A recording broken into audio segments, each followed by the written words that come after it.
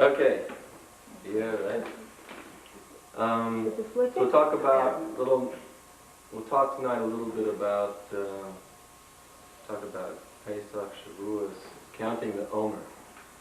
So there's 49 days between, we start counting the Omer, the second day of Passover, Pesach, the 16th of Nisan, and we just keep counting for 49 days, until we get to Shavuot, which is the festival of, we call it the Festival of Weeks. It's the time when the Jews received the Torah.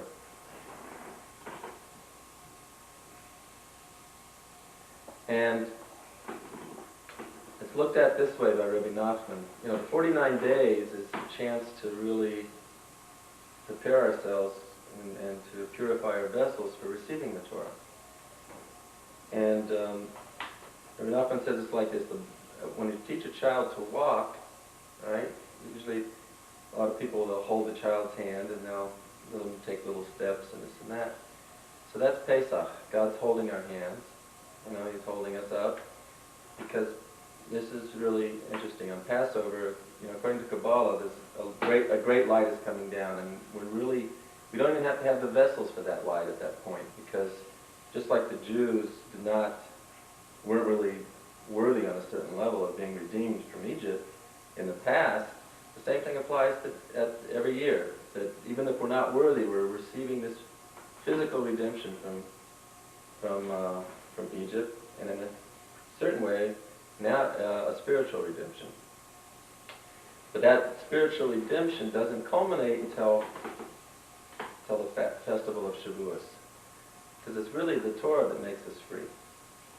You know, it says that there was engraving on the luchos, on the tablets. It was engraved. The rabbis translate it. Terus means freedom.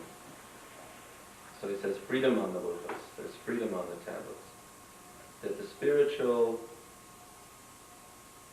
freedom comes through the study and observance of the Torah.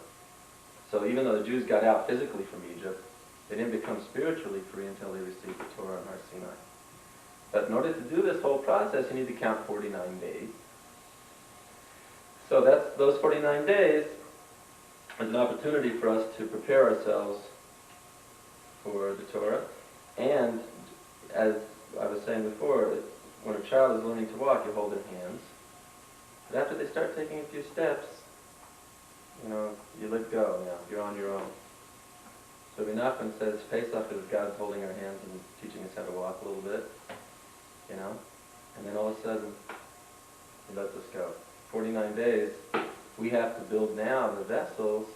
We have to build the vessel in order to receive the light of the Torah. Baal Shem Tov says it in a different way, and he applies it in general to a lot of spiritual experiences that we have. He says that God gives out free samples.